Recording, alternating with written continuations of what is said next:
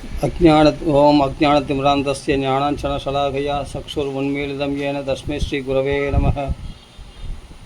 श्रीचैतन्यमनोभीष्टं स्थापितं येन भूतले स्वयं रूप तदा माह्यं तदार्धिस्वपदान्तिकं वन्देऽहं श्रीगुरो श्रीयुतपदकमलं श्रीगुरुन् वैष्णवांश्च श्रीरूपं साग्रजातं सहगणरघुनाथान्वितं तं सजीवं सात्वैतं सावधूतं परिजनसहितं कृष्णचैतन्यदेवं श्रीराधाकृष्णपादान् सहगणललिता श्रीविशाखान्वितांश्च।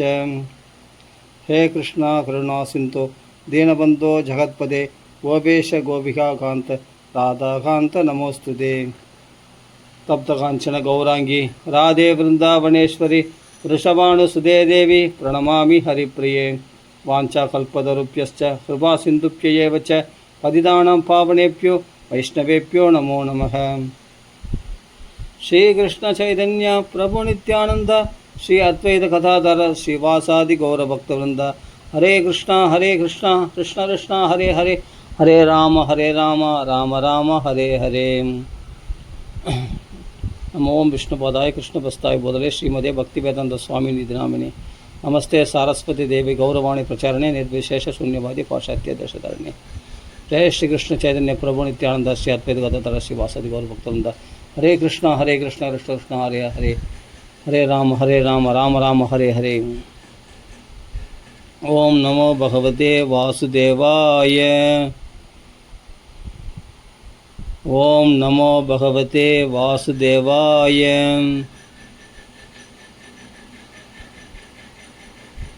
ओम नमो भगवते वासुदेवाय।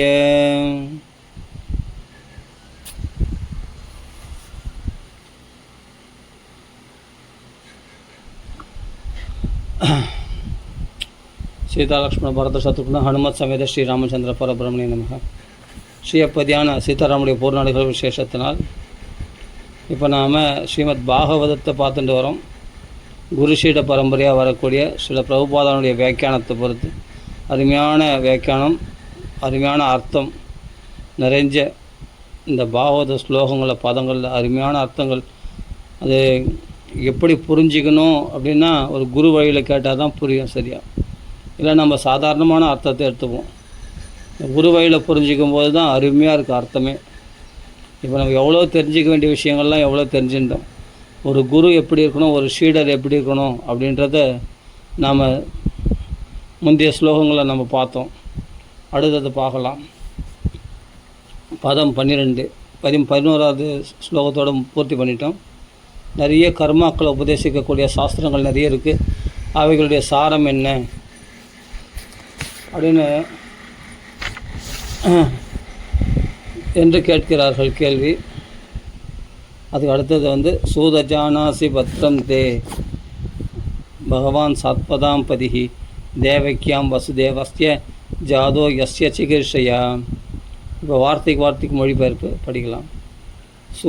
சூத கோஸ்வாமியே, ஜானாசி உங்களுக்கு தெரியும், பத்ரம் தே உங்களுக்கு எல்லா ஆசீர்வாதங்களும் உண்டாகட்டும், பகவான் பரமபுருஷர் சாத்பதாம் தூய பக்தரிடமிருந்து, பதிஹி காவலர், தேவக்கியாம் தேவகியின், வசுதேவஸ்ய வசுதேவரால், ஜாதக அவருக்கு பிறந்த, யஸ்ய காரணத்துக்காக, சிகிர்ஷையா நிறைவேற்றுதல்.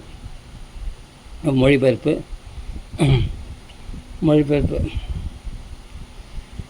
ஓ சூத கோஸ்வாமியே, உமக்கு மங்களம் உண்டாகட்டும். எக்காரணத்துக்காக வசுதேவரின் மகனான பரமபுருஷர் தேவகியின் கருவில் தோன்றினார் என்பதை தாங்கள் அறிவீர்கள். யஸ்ய சிகிர்ஷையா, எதை செய்வதற்காக கிருஷ்ணர் தேவகி கர்ப்பத்தில் தோன்றினார் அப்படின்றது. எதை நிறைவேற்றுதல், அதை தான் இங்கே சொல்ல. சிகிர்ஷையான நிறைவேற்றுதல். எந்த காரணத்தோ எதை நிறைவேற்றுவதற்காக, எந்த நோக்கத்தை உத்தேசித்து பகவான் அவதரித்தார் என்பது தான் கேள்வி. மொழிபெயர்ப்பு பொருளுரை எழுதியவர் ஆசா பக்திவேந்த சுவாமி ஸ்ரீல பிரபுபாதிக்கு ஜெய். பகவான் என்பது செல்வம், பலம், புகழ், அழகு, அறிவு மற்றும் துறவு ஆகிய அனைத்திற்கும் ஆளுநராகிய சர்வ வல்லமை பொருந்தியவரான இறைவனை குறிப்பதாகும். யாரிடத்தில் பூரணமான பலமோ, பூரணமான புகழ், பூரணமான அழகு, பூரணமான அறிவு, பூரணமான துறவு, எவ்வளவும் பூரணமான செல்வம் உடையவர், ஆனால் பூரணமான துறவு உடையவராம். இது எப்படி இருக்க முடியும்ப்பா? அது பகவானிடத்தில் மட்டும்தான் எல்லாம் பர்ஃபெக்டாக இருக்கும். வேறு யார் இடத்துலையும் நம்ம பார்க்க முடியாது. எந்த தேவரிடத்துலையும் கூட பார்க்க முடியாது. தேவரில் கூட பகவான் அழைக்கிறது உண்டு இல்லையா? வியாழ பகவான் அப்படின்னு சொல்கிறோம் இல்லையா? அது மாதிரி அழைக்கிறது உண்டு. ஆனால் உண்மையான பகவான்னா பகவான் கிருஷ்ணர் தான். அதில் மாற்று கருத்தே கிடையாது. கிருஷ்ணஸ்து பகவான் ஸ்வயம். ஸ்வயம்னா கிருஷ்ணர், பகவானே கிருஷ்ணஸ்வரூப், கிருஷ்ணரே பகவான் தான், வேறு யாரும் இல்லை. ஸ்வயம் பகவானே கிருஷ்ணன் தான் அப்படின்றார். இல்லைன்னா பகவத்கீதை, கிருஷ்ணகீதைன்னு சொல்லிடலாம் இல்லை, அதே பகவத்கீதை. ஏன்னா பகவான்னா கிருஷ்ணர் தான்.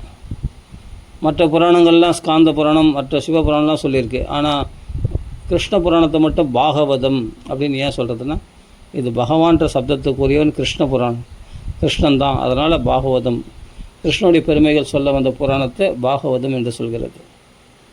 அதே மாதிரி மற்ற பக்தரெல்லாம் அந்தந்த தேவதைகளுடைய பேரை சொல்லி அந்த பக்தர்கள் அப்படின்னு சொல்கிறோம். ஆனால் கிருஷ்ண பக்தர்கள் மட்டும் பாகவதர்கள், அந்த பகவத் சப்தத்துக்கு உரியவர்களாக அவரை நாம் சொல்கிறோம். அப்படி புரிஞ்சுக்கணும் இல்லையா? அப்போ பகவான்னா கிருஷ்ணன் தான், வேறு யாரும் கிடையாது. ரெண்டாவது பகவான் கிடையாது, ஒரே பகவான், கிருஷ்ணன் தான் பகவான் அப்படின்னு நம்ம நல்லா தெரிஞ்சுக்கணும். அதுதான் இங்கே பகவான் அப்படின்ற பதத்தில் சொல்கிறார். பகவான் சாத்வதாம் பதிகி, சாதுக்களுக்கு பதியாக இருக்கக்கூடிய பகவான் எதை எந்த நோக்கத்தை நிறைவேற்றுவதற்காக அவதரித்தார், அதுதான் எஸ்ய சிகிச்சையா அப்படின்ற. அதனால் இங்கே பொருளுரையில் பிரபுபாதா சொல்கிறார், இதெல்லாம் ஐஸ்வர்யம், அதாவது என்ன, செல்வம் பரிபூர்ணமாக, பலம் பரிபூர்ணமாக, புகழ் பரிபூர்ணமாக, அழகு பரிபூர்ணமாக, அறிவு பரிபூர்ணமாக, துறவு வைராக்கியம் பரிபூர்ணமாக யாரிடத்தில் இருக்குன்னா பகவான் கிருஷ்ணனிடத்தில் தான் பரிபூர்ணமாக புரிந்திருக்கிறது. இந்த 6 ஐஸ்வர்யங்களையும், ஈஸ்வரத்தன்மை கொண்ட இந்த 6 ஐஸ்வர்யங்களையும் பாகவதத்தில் தன்னுடைய கிருஷ்ணாவதாரத்தில் தான் பரிபூர்ணமாக வெளிப்படுத்தியிருக்கிறாராம். வேறு எந்த அவதாரத்துலேயும் ஏதாவது ஒரு குறை இருக்கும். ஆனால் கிருஷ்ணாவதாரத்தில் இந்த 6 ஐஸ்வர்யங்களையும் பரிபூர்ணமாக வெளிப்படுத்தியிருக்கிறார். நீங்கள் பார்க்கலாம் ஒவ்வொரு லீலையில். அது பக்தி ரசாமிரத சிந்தில் ரூபகோஸ்வாமி அது மகாத்மாக்கள் அதில் புட்டு வைப்பாங்க. எந்தெந்த இடத்துல எந்தெந்த ஐஸ்வர்யத்தை அவர் வெளிப்படுத்துகிறார் அப்படின்றதெல்லாம். அவருடைய அழகு, அந்த மாதவனாகிய பகவானுடைய அழகில் கோபிகள்லாம் மயங்குந்து, பகவானுடைய பலம்னா எத்தகையது அப்படின்னா, அகாசுரன் போன்ற அசுரலை வதம் பண்ணுறதுலேருந்தே தெரிஞ்சத போதனை போன்ற ராட்சசிகளை, அப்படியேப்பட்ட மகாபராக்கிரமசாலியான கம்சன் முதலானவர் தேவர்களே வந்து மற்றவங்களாம் ராவண இரண்யகசிபு போன்றவங்களாம் தவம் பண்ணி தான் பலம் பெற்றாங்களாம். ஆனால் கம்சன் மட்டும் தவம் பண்ணாமே பலம் பெற்றவனாம். இயற்கையிலே அவன் வந்து முன் ஜென்மத்தில் கால நேமி என்ற அசுரனாக இருந்தான், பகவானால் கொல்லப்பட்டான். அடுத்தது கம்சனாக வரும்போது மகாபராக்கிரமசாலியாக கம்சன் எங்கேயும் தவம் பண்ணதாக தெரியல. ஆனால் தேவரெல்லாம் நடுங்குவாங்களாம் கம்சனை பார்த்தா. மற்ற தேவர்கள் எல்லாமே நடுங்குவாங்களாம். ஜராசந்தனே பயந்து தான் தன்னுடைய அவனிடத்தில் ஸ்நேகம் பண்ணிட்டு அவனுக்கு தன் அஸ்தி பிராப்தி தன் பெண்ணை கொடுத்தாங்க. ஜராசந்தன் மகாபராக்கிரமசாலி, 10 அறையான பலம் உடையவன், பீமனுக்கு நிகரான பலம் உடையவன். அவனே கம்சனுக்கு பயந்து இருந்தானான். கம்சன் வரம் அப்படி தவம் பண்ணாமலே இயற்கையிலேயே அவ்வளோ சக்தி படைத்தவனாக இருந்தானா கம்சன். தேவரெல்லாம் ஆயுதங்களை வச்சுட்டு அவனிடத்தில் கூட கும்பிடு போட்டு ஓட்டுருவாங்களாம் ஒரே ஓட்டம். அவர்களை பின்துரத்துறது கிடையாதான். கம்சனுடைய புகழ் வந்து 10வது ஸ்கந்தத்தில் அப்படி சொல்லப்படுகிறது.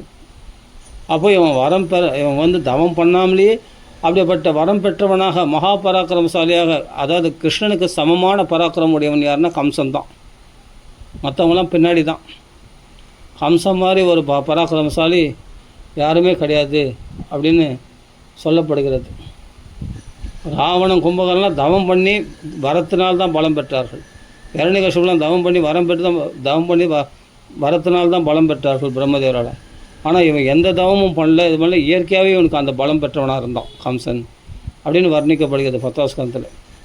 அப்படியாப்பட்ட கிருஷ்ணன் அப்படியாப்பட்ட பராக்கிரமசாலியே வீழ்த்தக்கூடியவன்னா இவன் எப்படியாப்பட்ட பராக்கிரமசாலியாக இருக்கணும் கிருஷ்ணன்? அப்படியாப்பட்ட மகாபலம் பொருந்தியவர். அறிவுன்னா அவனுடைய அறிவை போய் பகவத்கீதையில் தெரிஞ்சிக்கோ, உத்தவ கீதையில் தெரிஞ்சிக்கோ. அவனுடைய வேதங்கள், அவன் மூச்சு சுவாசமாக வரக்கூடிய வேதங்கள் தான் அவனுடைய வேதம்னாவே அறிவு தான். பகவானுடைய அறிவை போய் அதில் தெரிஞ்சிக்கோ, உபநிஷதங்கள்லாம் தெரிஞ்சிக்கோ. எல்லாருக்குள்ளும் சித்ஸ்வரூபியாக இருக்கக்கூடிய அவனுடைய அறிவு பரிபூர்ணமானதுன்னு உலக பிரசித்தம் அல்லவா? பகவான்கிட்டேருந்து அந்த சாஸ்திரங்கள் மூலமாக தெரிஞ்சுக்கிறான் இல்லையா அவனுடைய அறிவு எத்தகையதுன்னு. அவனுடைய படைப்புகள் எப்படி அறிவுபூர்வமாக படைப்பு, அவனுடைய படைப்பு சில்பனை புண்ணியா, அவன் படைப்பினுடைய சாமர்த்தியத்தில் எவ்வளோ எப்படியாப்பட்ட அறிவை பயன்படுத்தியிருக்கான்னு நமக்கு தெரியுது இல்லையா? அப்போது அப்படியாப்பட்ட பரிபூர்ணமான அறிவுடையவன், பரிபூர்ணமான துறவு உடையவன். லக்ஷ்மி மகாலட்சுமி அவன் காலை பிடிச்சின்னு தொங்குறான். ஆனால் பகவான் பக்தரில் தான் திரும்பி பார்ப்பன்றான். மகாலட்சுமி எனக்கு வேணாம், பிரம்மதேவர் வேணாம், சிவன் வேணாம், உத்தவா நீ தான் எனக்கு வேணுன்றான். பக்தரில் பிடிச்சின்னு தொங்கினுறான். துக்காராம் தாஸ், அதனால தான் ருக்மிணிக்கும் துக்காராம் தாசர் மனைவிக்கும் சண்டையே ஆகி போச்சு. உன் புருஷன் நாடி எப்போத்தாலும் விட்டலா விட்டல் விட்டல் விட்டல் விட்டல் விட்டல் விட்டல் விட்டல் விட்டல் விட்டல்ன்றான். என் தூங்க வர்றானா எங்கண்ணா? என் புருஷன் என் கூட கொஞ்ச நேரம் அந்த கண்ணை அசைஞ்சு எங்கெங்கேயோ போனேன். நான் அங்கே ஒரு பக்தர் காப்பாற்றுட்டு போனேன், இந்த ஒரு பக்தரை காப்பாற்ற போனேன். அங்கே கஷ்டப்படுறான், கோவிந்தான்னு அலறான். சரி நான் என்ன பண்ண முடியாது, அதெல்லாம் போயிட்டு எல்லாம் ரெஸ்ட் எடுத்து நைட்டு தான் கொஞ்சம் அப்படி ஓயிறான், கண்ணு சாயிறான். சாயத்துக்கு அப்படி உடனே விட்டல் விட்டல் விட்டல் விட்டல் இவங்க கத்துறான். யார்? துக்காராம் தாஸ் கத்துறாரு. அப்படின்னு சொல்லி ருக்மிணி தாயாருக்கு ஒரே கோபம். இந்த துக்காராம் தாசர் என் புருஷனை கொஞ்ச நேரம் ஏகாந்தமாக இருக்க விட்றாரு, எங்களை எப்போத்தாலும் தொல்லை பண்ணி விட்டல் விட்டல் விட்டல்னு. இவன் நான் சொல்கிறேன், உடனே ருக்மிணிகளை சண்டைக்கு போகிறான். உன் புருஷனை அடிக்க வைக்க மாட்டியா? எப்போ பார்த்தாலும் என் புருஷனை தொல்லை பண்ணுறது, என் புருஷன் எந்த வேலைக்கும் போகிறதில்ல, எதுவும் போகிறதில்ல, குடும்பத்தை காப்பாற்றுறதில்ல, எப்போ பார்த்தாலும் விட்டல் விட்டல் விட்டல்னு கத்தின்னு இந்த அளவுக்கு பண்ணதே உன் புருஷன்தான் அப்படின்னா. நானே உங்கள் சண்டை வலின்னு தான் இருந்தேன், நீ ஏன் மாட்டினவா அப்படின்னு சொல்லி துக்காராம் தாசர் பொண்டாட்டி ருக்மிணி தாயார் போய் சண்டை போடுறான். உன் புருஷன் தான் என் புருஷனுக்கு எடுக்கிறான். என் புருஷனை தூங்க விடாமல் எப்போத்தாலும் விட்டல் விட்டல் விட்டல் பாண்டுறங்க விட்டல் பாண்டுறங்கான்ட்டு. இல்லை உன் புருஷன் தான் என் புருஷனுக்கு எடு. இப்படியே 2 பேருக்கு ஒரே சண்டை. அவள் சொல்கிறார், சரி நம்ம சண்டை போட்டு அது ரெண்டும் இதுவும் திருத்த முடியாது, அதுவும் திருத்த முடியாது. இது பக்தனுடைய பக்த பித்து, இது பகவத் பித்து. இது ரெண்டுமே மாற்ற முடியாது. அதனால் அவங்க பாட்டு அவங்க இருக்கட்டும், நம்ம பாட்டு நம்ம எதுக்கு சண்டை போடணும், நம்ம ஒத்துமையாக போயிடலாம் அப்படின்னு சொல்லிட்டு ருக்மிணி தாயாரும் துக்காராம் தாசர் போட்டாட்டியும் ஒத்துமையாயிட்டாங்களாம். அப்புறம் அது மாதிரி அழகான ஒரு லீலை சொல்லுவாங்க உபன்யாசத்தில், பக்த விஜயத்தில். அது மாதிரி இந்த பைத்தியத்தையும் திருத்த முடியாது, இந்த பைத்தியத்தையும் திருத்த முடியாது. இது பக்த பைத்தியம். அப்படியேப்பட்ட மகாலட்சுமியை கூட, லக்ஷ்மணியை கூட திரும்பி பார்க்காத ஒரு வைராக்கிய சீலனாக, பக்தர்களுக்கு இடத்துலையே பக்தர்களிடத்தில் பக்தி, அதான் சாத்வதாம் பதிகின்னு பதம் இருக்குது, அதனால் ஞாபகம் வந்தது டக்குன்னு.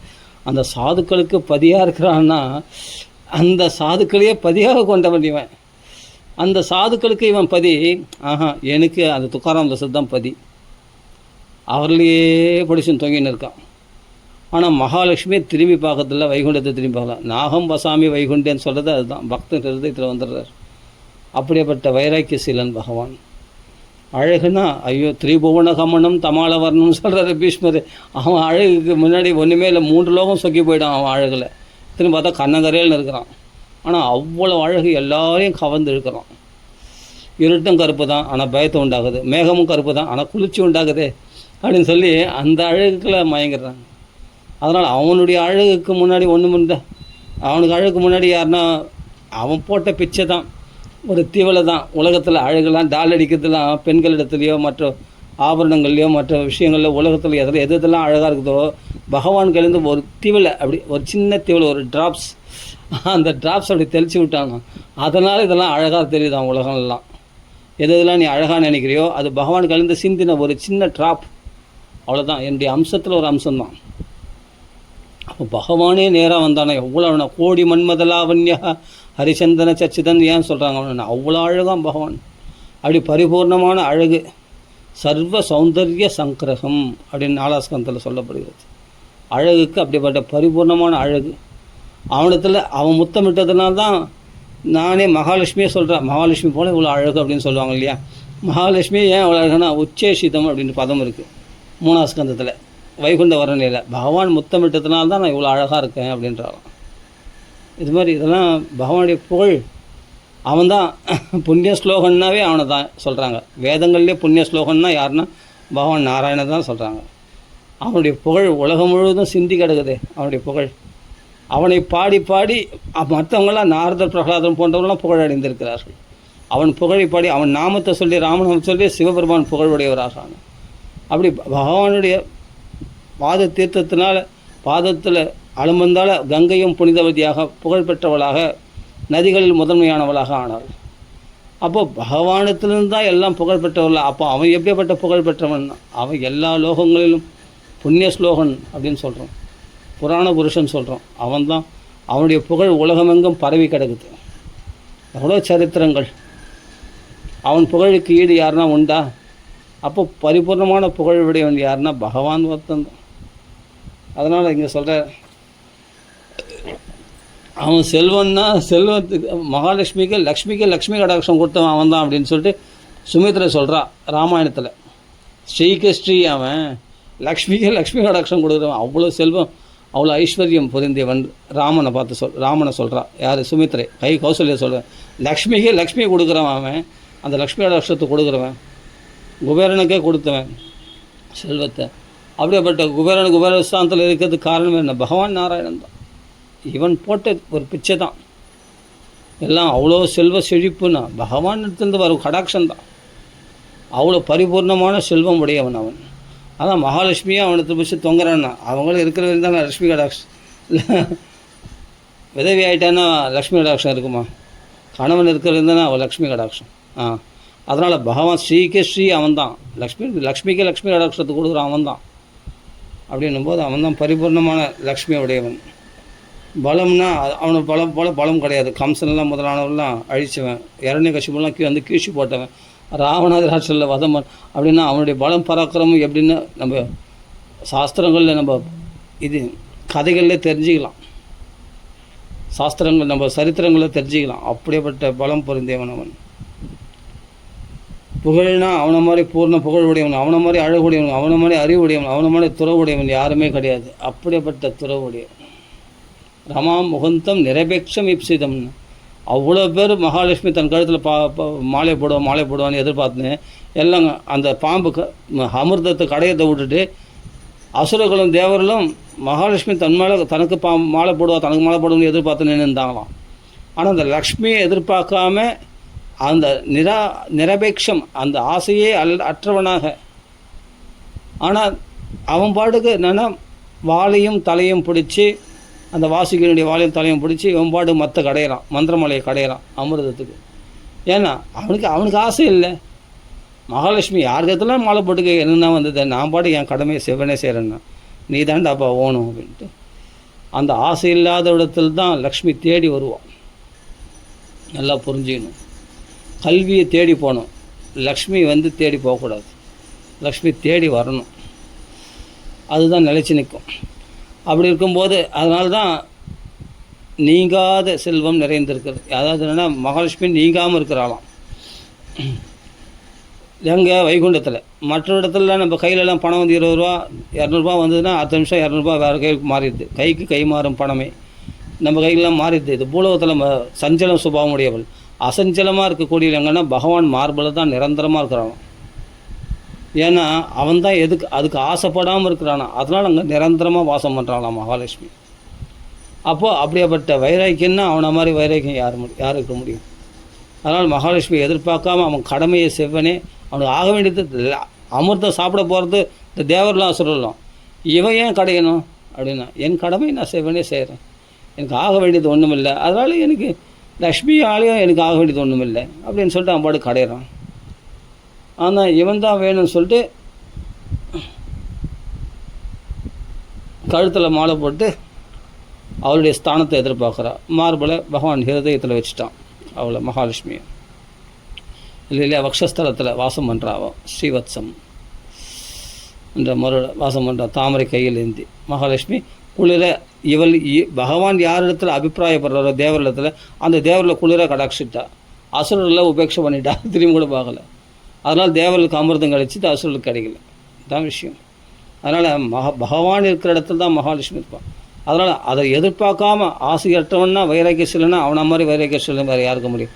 அவள் பரிபூர்ணமான துறவு நிலையில் இருக்கக்கூடியவன் பகவான். இப்படிப்பட்ட 6 ஐஸ்வர்யங்களும் பரிபூர்ணமாக கொண்டவன் பகவான். அதனால தான் பகவத் சப்தத்துக்குரியவன் கிருஷ்ணன் தான், நாராயணன் தான் அப்படின்னு சொல்கிறேன் இல்லையா. பகவானே அப்படியேப்பட்ட பகவான் சாத்வதாம் பதிகி, அந்த பகவான் எதற்காக தேவிக்கும் வசுதேவர் கர்ப்பத்தில் அவதரித்தார் என்று கேட்கிறார். அவரே தமது தூய பக்தர்களை காப்பவராவார். பகவான் அனைவரிடமும் சமநோக்கு கொண்டவராக இருந்தாலும் குறிப்பாக தமது பக்தரிடம் அவர் விருப்பம் உள்ளவராக இருக்கிறார். சத்து என்பது பரபிரம்மத்தை குறிக்கிறது.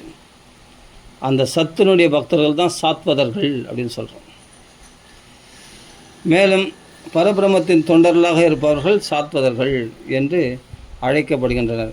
அத்தகைய தூய பக்தர்களின் காவலரான அந்த தூய பக்தருடைய காவலர்னா பகவான். பாண்டவர்களுக்கு தர்பனா இருந்து காவல் காத்தான் இல்லையா, போர்க்காலத்தில் கூடாரத்தில் இருக்கும்போது நைட்டெல்லாம் தடி வச்சு காவல் காத்துன்னு இருந்தான் பகவான். அப்படி பக்தர்களை காவல் காக்கக்கூடியவன். பலிச்சக்கரவர்த்தி வீட்டு வாசலில் இன்றைக்கும் தர்ப்பணம் இருக்கிறான். போனால் பார்த்துட்டு வரலாம். சுதலோகத்துக்கு போனால் போய் பாருங்கள். அங்கே போனால் காவல் காத்துனுக்கிறார் பகவான் பலிச்சக்கரவர்த்திக்கு. ஏன்னா அவ்வளோ பிரியம். சின்ன காலை காட்டி பெரிய காலில் அழுது ஏமாத்தினல்ல என் பக்தன். அந்த பக்தனுக்கு ஏமாந்தோம் அவன் கிடையாது, நான் தான் ஏமாந்தேன். நான் அப்படி ஏமாத்திருந்தாலும் வாழ்க்கை முழுவதும் அவன் எத்தனை வரப்போகிற மண்வந்திரத்தில் சாவர்ணி மண்வந்திரம் வரைக்கும் அந்த வீட்டு வாசலில் மெய்காப்பாலனா இருக்க போகிறானா பலிச்சக்கரவர்த்தி. அப்படி கால் கடுக்க நின்றுட்டு இருக்கிறான் தர்பானா. அப்படி காவல் காக்கிறானா பகவான். அதனால் சாத்வதாம் பதிகி, அந்த சாதுக்களுக்கு பதியாக இருக்கிறானா பகவான். என் சொத்து அப்படின்னு பாதுகாக்கிறானா அந்த பக்தரில். நம்ம அகிஞ்சன வித்தாயன்னு குந்திதேவி சொல்கிறார் இல்லையா. அப்படிப்பட்ட எதுலேயும் ஆசையற்றவர்களாக அந்த பக்தர்களையே சொத்தாக உடையவன் பகவான்.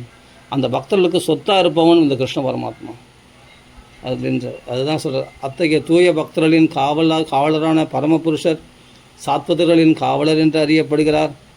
பத்ரந்தே அல்லது உமக்கு ஆசீர்வாதங்கள் என்பது யார் சொல்கிறது? அந்த குதூகலத்தில் கிருஷ்ண அவதாரத்தை பற்றி கேட்கணுன்ற ஒரு குதூகலத்தில் சவுனகாதி மகரிஷி ஆசீர்வாதம் பண்ணுறாராம். யார்? சூதரை. சவுனகர் வயசில் பெரியவர் சூதரை விட. அதனால் ஆசீர்வாதம் பத்திரம் தே உனக்கு மங்களம் உண்டாகட்டும் அப்படின்னு ஆசீர்வாதம் பண்ணுறார். அந்த அதாவது என்ன சொல்கிறாருன்னா பிரபுபாதாங்க, பத்திரம் தே அல்லது உமக்கு ஆசீர்வாதங்கள் என்பது பேச்சாளரிடம் இருந்து பரபிரமத்தை அறிய வேண்டும் என்னும் முனிவர்களின் மனக்கவலையை குறிக்கிறது. அதான் அந்த ஆவலை குறிக்கிறது. கவலை பகவானை பற்றி தெரிஞ்சுக்கணுன்ற ஆசை. பரமபுருஷ பகவானாகிய ஸ்ரீ கிருஷ்ணர் வசுதேவரின் மனைவியான தேவகியின் முன் தோன்றினார் இல்லையா. அப்படியே பகவானுக்கு என்னென்ன கர்ப்பவாசம் கிடையாது, அப்படியே தோற்றம்தான். பகவான் சங்க சக்கர கதாதாரி அப்படியே தோன்றினான். திசந்தரி புஷ்கலக கிழக்கு திக்கில் சந்திரன் தோன்றினது போல பகவான் தோன்றினார். அந்த கம்சன் காராகிரகத்தில்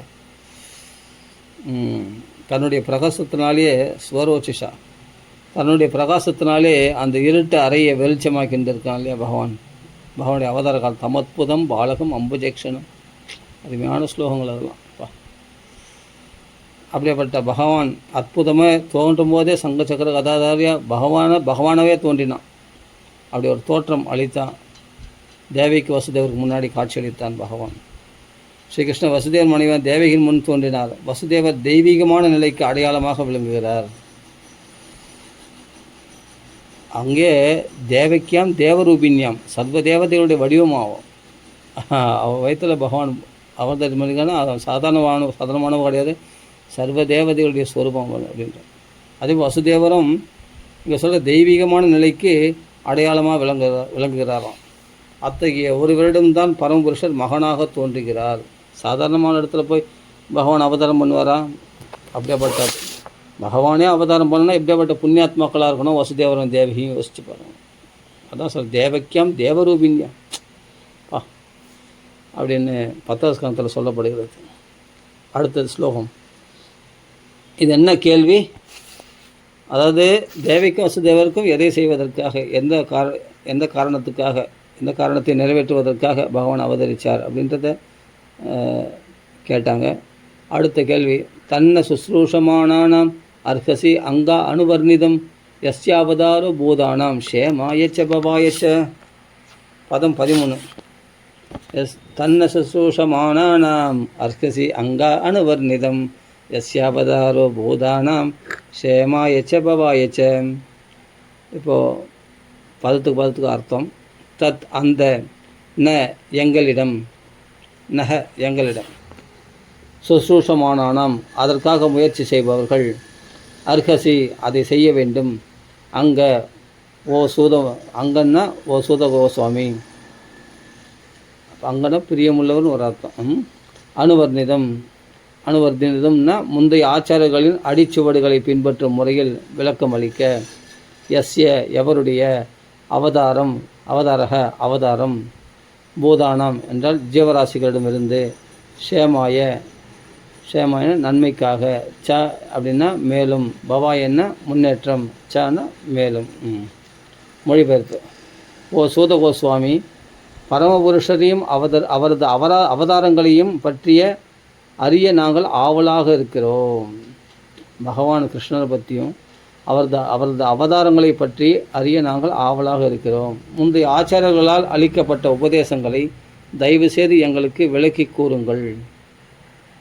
ஏனெனில் அவைகளை பற்றி பேசுவதாலும் கேட்பதாலும் ஒருவர் உயர்வடைகிறார். பூதான் ஷேமாயச்ச பவாயச்ச. ஷேமன்னா அப்படின்னா நன்மைகள் அடைகிறார்களாம். அது மட்டும் பவாயச்ச மேலும் முன்னேற்றம் அடைகிறார்களாம். ஷேமம் அதை நன்மைகளும் அடைகிறாங்க. அதே சமயத்தில் பவாய முன்னேற்றம் அடைகிறார்கள். அதாவது என்னென்னா ஜென்மாவை கரையேற்றிக் கொள்கிறார்கள். அதை பக்தியில் வளர்ச்சி அடைகிறார்கள் அப்படின்னு அர்த்தம். பக்குவம் அடைகிறார்கள் என்ற அர்த்தம். பொருளை வழங்கியவர் ஆசபக்தி அந்த சுவாமி ஸ்ரீல பிரபாதுக்கு இச்சை. பரபிரம்மத்தின் உன்னதமான செய்தியை கேட்பதற்குரிய நிபந்தனைகள் இங்கே நிர்ணயிக்கப்பட்டுள்ளன.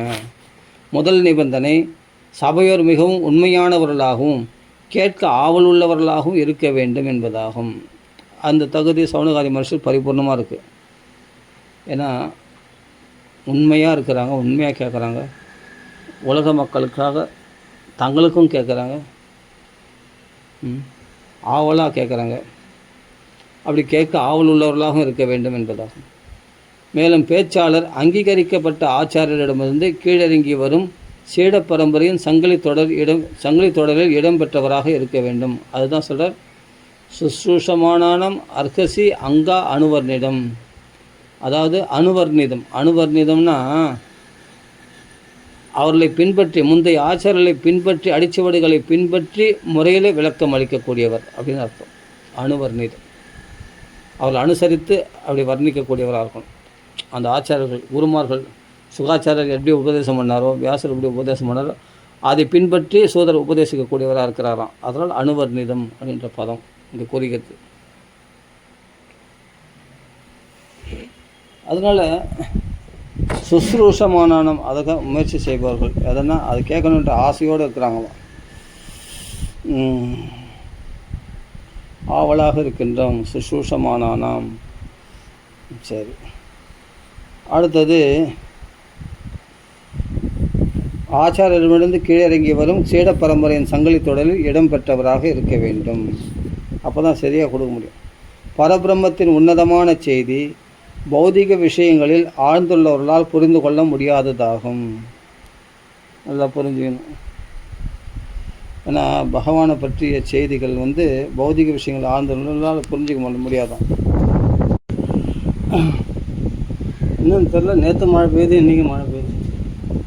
நல்லாட்சி அமைய போதான்னு தெரியல. ஏதோ பகவான் இஷ்டம். கோடை காலத்தில் மழை பெய்யுது இந்த 2 நாளாக. இன்னும் நல்லாட்சி வந்தால் நல்லதுதான். ஓகே, சரி, நம்ம பார்த்துப்போம். அப்போ பரபரம் பொருளரை உண்மையான ஆன்மீக குருவின் வழிகாட்டலின் கீழ் தூய்மை அடைகிறார். அதனால் பரபிரம்மத்தின் உன்னதமான செய்தி பௌதிக விஷயங்களில் ஆழ்ந்துள்ளவர்களால் புரிந்து கொள்ள முடியாததாகும். உண்மையான ஆன்மீக குருவின் வழிகாட்டலின் கீழ் தான் தூய்மை அடைகிறார். எனவே ஒருவர் சீட பரம்பரையின் சங்கிலி தொடரில் இடம்பெற்றவராய் இருந்து அடக்கத்துடன் கேட்கும் ஆன்மீக கலையை அவர் கற்றறிய வேண்டும். அதுக்கு பிறகு தான் அதை சரியாக புரிஞ்சிக்க முடியும் பாகவதத்தை. சூத கோஸ்வாமி மற்றும் நைமிஷாரண்ய முனிவர்கள் ஆகிய இவர்களுக்கு இவ்வெல்லா தகுதிகளும் இருந்தன. ஏனெனில் ஸ்ரீல சூத கோஸ்வாமி ஸ்ரீல வியாசதேவரின் பரம்பரை தொடரில் இடம்பெற்றவராயும், நைமிஷாரண்ய முனிவர்கள் அனைவரும் உண்மையை அறிய ஆவல் கொண்ட நேர்மையுள்ள ஆத்மாக்களாகவும் இருந்தனர். இவ்வாறாக எல்லா தகுதிகளும் இருந்ததால் பகவான் ஸ்ரீ கிருஷ்ணரின் அசாதாரணமான தெய்வீக செயல்கள், அவரது அவதாரம், அவரது பிறப்பு, அவரது தோற்றம் அல்லது மறைவு, அவரது உருவங்கள் மற்றும் அவரது நாமங்கள் போன்றவைகள் எல்லாம் சுலபமாக புரிந்து கொள்ளப்பட கூடியவை ஆகின்றன. இத்தகைய சம்பாஷணைகள் ஆன்மீக தன்னுணர்வு பாதையில் உள்ள அனைவருக்கும் உதவுகின்றன. பகவானை பற்றி எப்படி எந்த விதத்தில் அதாவது வெள்ளத்தினால் ஆன பிள்ளையார் எப்படி கடித்தாலும் அது இனிப்பாக தான், எங்கே கடித்தாலும் இனிப்பாக தான் இருக்கும் சொல்கிற மாதிரி பகவான் நாமங்களோ புகழோ பகவானுடைய ரூபமோ பகவானுடைய அவதாரங்களோ எதை சுவைத்தாலும் பகவானுடைய கான்டாக்ட் நம்ம டைரெக்டாக பகவானுடைய சம்பந்தத்தை பெறுகின்றோம் இல்லையா? அதனால் நம்ம பவித்திரம் அடைகின்றோம், பரிசுத்தம் அடைகிறோமா. தன்னுணர்வு பாதையில் உள்ள அனைவருக்கும் இது உதவுகின்றதாம், ஆன்மீக தன்னுணர்வு பாதையில். அப்போ நம்ம ஆத்மாவை டச் பண்ணிடுறோம். அடிக்கடி தன் ஜீவனுடைய நிலையில் நிலை பெறுகின்றோமா பகவானை பற்றி பேசும்போது. இதெல்லாம் அழகாக சொல்கிறாருங்க. அவருடைய பிறப்பு, அவதாரங்கள், அவருடைய மறைவு, ஜென்ம கர்மச்சமே திவ்யம். அதான் சொல்கிறேன், பகவானுடைய அவதாரம், அவருடைய லீலைகள் எல்லாமே தெய்வீகமானது, திவ்யம், நம்மளை தெய்வீக நிலையில் நிறுத்தக்கூடியதுன்னு அர்த்தம். அப்படிப்பட்டது அவரது உருவங்கள் மற்றும் அவரது நாமங்கள் போன்றவைகள் எல்லாம் சுலபமாக புரிந்து கொள்ளப்படக்கூடியவை ஆகின்றன. ஆமாம், கிருஷ்ணன்றது நம்ம கண்ணத்தில் கிருஷ்ணனை தியானம் பண்ணாலும் சரி, அவன் நாமங்களை ஹரே கிருஷ்ணன் அவன் நாமங்களை சொன்னாலும் சரி, சுலபமாக பகவானை நெருங்கி விடலாம். அதனால் பகவானை பற்றிய கேள்விகள், பகவானை பற்றி எப்படிப்பட்ட சம்பாஷணைகள்லாம் ஆன்மீக தொண்ணூறு பாதையில் உள்ள அனைவருக்கும் உதவுகின்றன. அடுத்தது பதம் 14. ஆபன்ன சம்ஸ்கிருதியும் கோராம் என்னாம விவசோ கிருணன் தத சத்திய விமுச்சியேத எத்பிபேதி ஸ்வயம் பயம். அதாவது மொழிபெயர்ப்பு, அதாவது இல்லை வார்த்தைக்கு அர்த்தம். ஆபன்னக சிக்கி கொண்டிருப்பதால், சம்ஸ்கிருதியும் பிறப்பு இறப்பென்னும் சிக்கலில், கோராம் மிகவும் சிக்கலான, எது நாம புனித நாமம், விவசக என்றால் அறியாமல், கிருணன் என்றால் பாடுதல், ததக அதிலிருந்து, சத்தியக உடனே, விமுச்சியத விடுதலை பெறுகிறார், அது பிபேதி அஞ்சுகிறது, ஸ்வயம் தானாகவே, பயம் கூட. மொழிபெயர்ப்பு, பயமே சொரூபமானதும் கூட கிருஷ்ணரின் புனித நாமத்தை கண்டு அஞ்சுகிறது. அத்தகைய புனித நாமத்தை அறியாமல் உச்சரிப்பதாலும் கூட பிறப்பெனும் சூழலில் சிக்கி கிடக்கும் ஜீவராசிகள் உடனே விடுவிக்கப்படுகின்றன. அதான் இங்கே சொல்கிறார். அப்போது இந்த கோரமான சம்சாரத்தில் மாட்டின்னு இருக்கோம் நாமலாம். கோராம் என்ன சம்ஸ்கிருதிம் அப்படின்றார். கோரமான சம்சாரம் அப்படின்னா மிகவும் சிக்கலான வாழ்க்கையில் தான் நம்ம மாட்டின்னு இருக்கோம். பணத்தாசை படவும் கூடாது, பணத்தாசை படாமே இருக்க முடியாது. ஏன்னா பணத்தாசை இருந்தால் தான் வாழ்க்கை நடத்த முடியும்.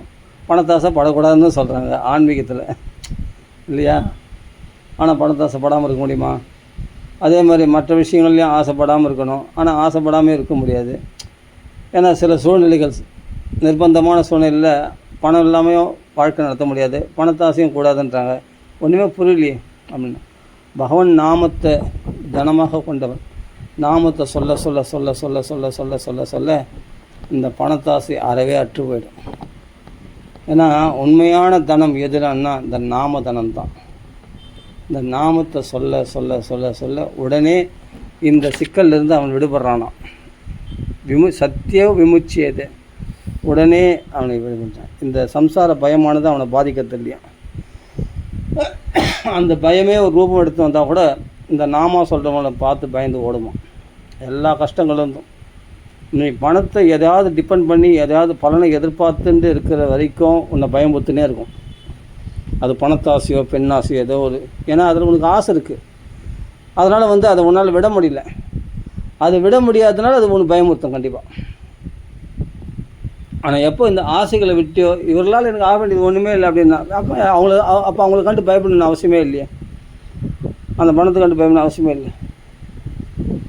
அதனால் தெரியாமல் பகவன் நாமா சொல்லிட்டா கூட நம்மளை அவ்வளோ பரிசுத்தமாகிடும். அந்த மகாமந்திரம் ஹரே கிருஷ்ணா ராம ராமா பகவன் நாமத்தை தெரியாமல் சொல்லிட்டா கூட உடனே நம்மளை பிறப்பிறப்பின சூழல் சிக்கி கிடக்கும் ஜீவராசிகள் உடனே விடுவிக்கப்படுகின்றன, அறியாமல் உச்சரிப்பதாலும் கூட அப்படின்ற பொருளுரை எது ஆசபக்தி அந்த சுவாமி ஸ்ரீ பிரபுபாதுக்கு ஜெய். பரம்புருஷ பகவானாகிய வாசுதேவன் அல்லது பகவான் ஸ்ரீ கிருஷ்ணரே அனைத்திற்கும் பரம ஆளுநர் ஆவார் இல்லையா. எல்லாம் அவன் கண்ட்ரோலில் தான் இருக்குது, பகவான் கண்ட்ரோலில். பகவானின் கடும் கோபத்திற்கு அஞ்சாதவர் ஒருவரும் படைப்பில் இல்லை. படைக்கப்பட்ட எதுவுமே எல்லாம் பகவானால் படைக்கப்பட்டது. அவன் கோபத்துக்கு அஞ்சாதவர் யாருன்னா உண்டா? ஒருத்தரும் கிடையாது. ஏன்னா அவன் தான் ஆளுநர், அவன் தான் ஈஸ்வரன், சர்வேஸ்வரன், அவன் தான் சர்வலோக மகேஸ்வரன் பகவான். மாபெரும் அசுரர்களான ராவணன், ஹிரண்யகசிபு மற்றும் கம்சன் போன்ற மிகவும் சக்தி வாய்ந்த ஜீவராசிகள் அனைவரும் பரமபுருஷரால் கொல்லப்பட்டனர்.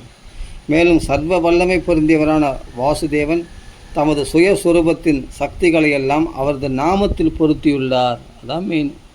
சைதன்ய மகாபிரபு சிஷ்டாஷ்டகத்தில் சொல்கிறார், அந்த நாமத்தில் தன்னுடைய சக்திகளை எல்லாம் பகவான் இன்வெஸ்ட்மெண்ட் பண்ணியிருக்காராம், முதலீடு பண்ணியிருக்காராம். அப்போ பகவான் செய்ய வேண்டிய வேலையை அந்த நாமமே செய்திடும். நாமா ஏதோ சாதாரண ஒரு ஜடமான அக்ஷரம்னு நினைக்கக்கூடாது. அது பூர்ண சைதன்யம் உள்ள பகவத் ஸ்வரூபம். பகவான் விரல, பகவான் நாமா விரல. ஆனால் பகவானே அந்த நாம ரூபத்தில் தன்னுடைய சக்திகள் மொத்தம் அந்த நாமத்தில் பொறுத்திருக்கிறார். பகவான் நாமத்தை சொல்கிறதுனாலே ஒருத்தன் உயர்வை அடைகின்றான், பயத்தை விளக்குகின்றான் அப்படின்றார். அதனால் கம்சனை போன்ற மிகவும் சக்தி வாய்ந்த ஜீவராசிகள் அனைவரும் பரமபுருஷால் கொல்லப்பட்டனர். மேலும் சர்வ வல்லமை பொருந்தியவரான வாசுதேவன் தமது சுயஸ்வரூபத்தின் சக்திகளை எல்லாம் அவரது நாமத்தில் பொருத்தியுள்ளார். அனைத்தும் அவருடன் சம்பந்தப்பட்டுள்ளன, மேலும் அனைத்தும் அவருக்குள்ளேயே அடங்கியுள்ளன. கிருஷ்ணரின் நாமத்தை கேட்டதும் பயமே உருவாக உள்ளதும் அஞ்சுகின்றது என்றும் இங்கு குறிப்பிடப்பட்டுள்ளது. எல்லாம் பகவான் கண்ட்ரோலில் தானே இருக்குது. பகவான் நாமத்துக்கு பயப்படாத ஒரு விஷயம் உண்டா?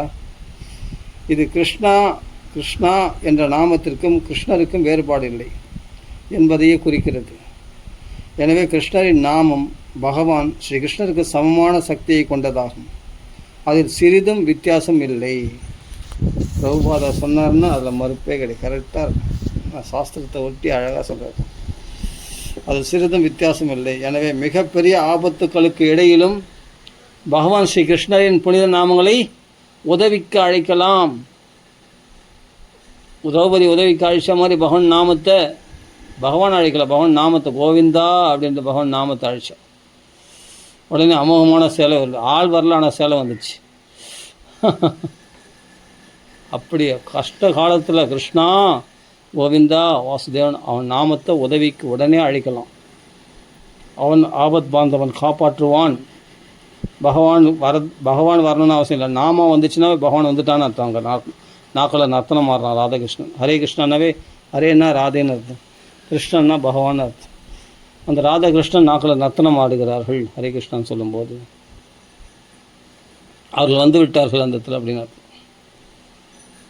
அதனால் பகவான் ஸ்ரீ கிருஷ்ணன் புனித நாமங்களை உதவிக்கு அழைக்கலாம். பகவான் ஸ்ரீ கிருஷ்ணன் புனித நாமத்தை அறியாமலோ அல்லது சூழ்நிலைகளின் கட்டாயத்தாலோ உச்சரித்தாலும் கூட, நெருக்கடியான ஒரு சூழ்நிலை, இதிலிருந்து நான் எப்படி தப்பிக்கிறதுன்னு தெரில, எங்கேயோ போராடினேன், யாரோட உதவியே எதிர்பார்த்தேன், எல்லாம் கைவிட்டாங்க, ஒன்றும் பண்ண முடியல, இப்போ என்ன பண்ணுறது?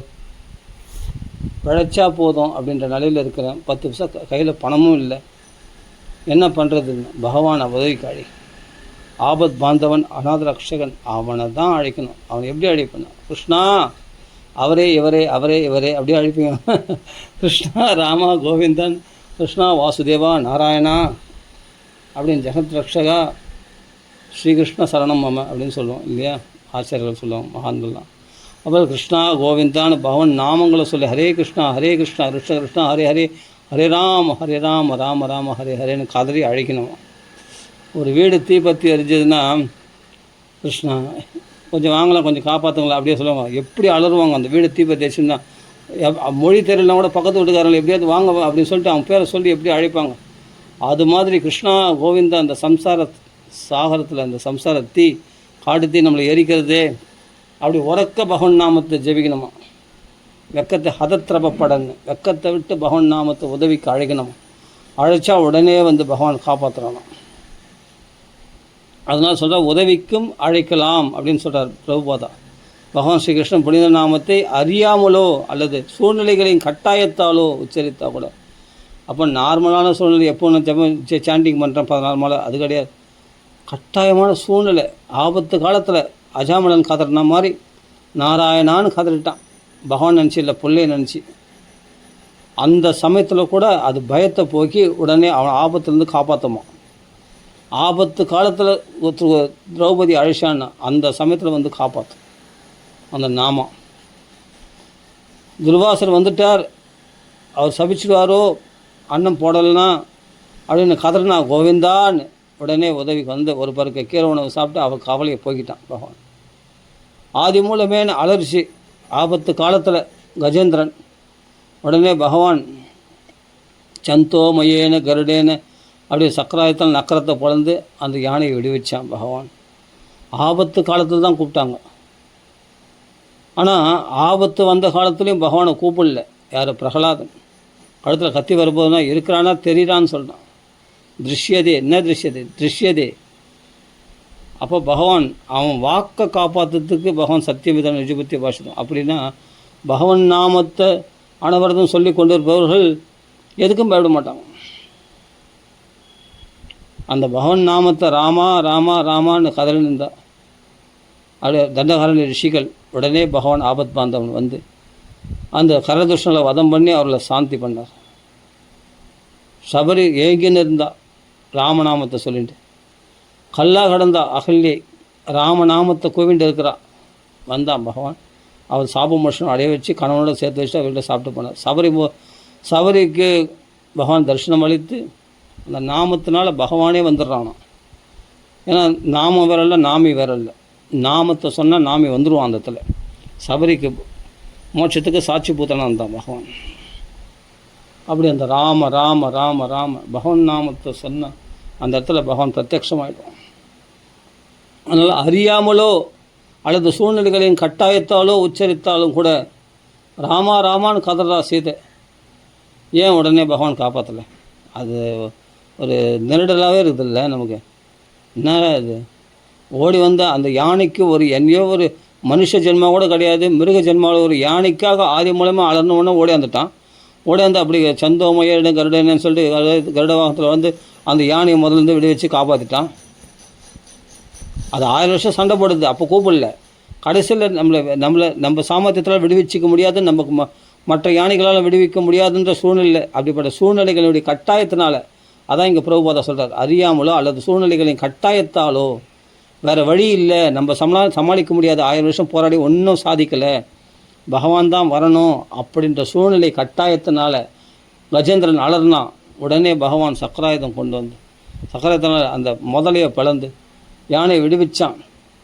ஆனால் 10 மாதமாக கதறாலே சீதை ராமா ராமா லக்ஷ்மணா லக்ஷ்மணா ராமான்னு. ஏன் பகவான் காப்பாற்றலை? இது ஒரு நெருடலாகவே இருக்கு இல்லையா?